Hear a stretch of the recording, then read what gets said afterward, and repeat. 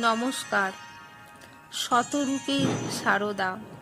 একদিন এক মহিলা অত্যন্ত কাতরভাবে শ্রীরামকৃষ্ণের কাছে এসে জানালেন যে তার বিপথগামী স্বামীর আচরণে তার জীবনে এবং পরিবারে এক ভয়ানক অশান্তি এসে উপস্থিত হয়েছে।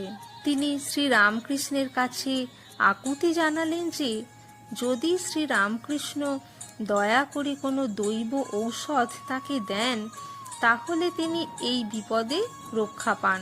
মহিলাটি সাধক হিসাবে শ্রীরামকৃষ্ণের খ্যাতি শুনে এই প্রার্থনা জানাবার জন্যে তার কাছে এসেছিলেন।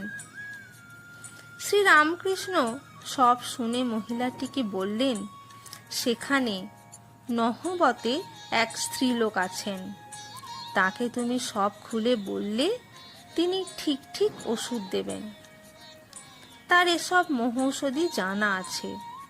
এ বিষয়ে তার শক্তি আমার চেয়ে বেশি। শ্রীরামকৃষ্ণের পরামর্শ অনুসারে মহিলাটি নহবতে গেলেন। শ্রী মা তখন পূজায় বসেছেন। মহিলাটি শ্রী মাকে তার করুণ কাহিনী এবং শ্রীরামকৃষ্ণের পরামর্শের কথা বললেন।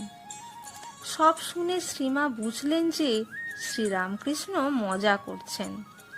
তিনি সরলভাবে মহিলাটিকে বললেন, আমি তো কিছু জানি না বাছা, তিনিই ওষুধ জানেন, তুমি তাঁরই কাছে যাও।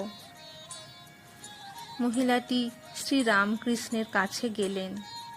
শ্রীরামকৃষ্ণ বুঝলেন কৌতুক জমেছে, তাই তাকে আবার নহবতে পাঠালেন। করুণাময়ী জননী সরল বিশ্বাসে নিজের অক্ষমতা জানিয়ে মহিলাটিকে বুঝিয়ে সুঝিয়ে পুনরায় শ্রীরামকৃষ্ণের কাছে যেতে বললেন। এইভাবে বার তিনেক যখন শ্রীরামকৃষ্ণের কাছ থেকে মহিলাটি ফিরে এলেন তখন শ্রীমা পূজার একটি বেলপাতা মহিলাটির হাতে দিয়ে স্নেহপূর্ণ স্বরে বললেন, বাছা, এইটি নিয়ে যাও, এতেই তোমার বাসনা পূর্ণ হবে। মহিলাটি আশ্বস্ত হয়ে পরিপূর্ণ মন নিয়ে ঘরে ফিরে গেলেন। অচিরেই শ্রী মায়ের আশীর্বাদ সফল হয়েছিল।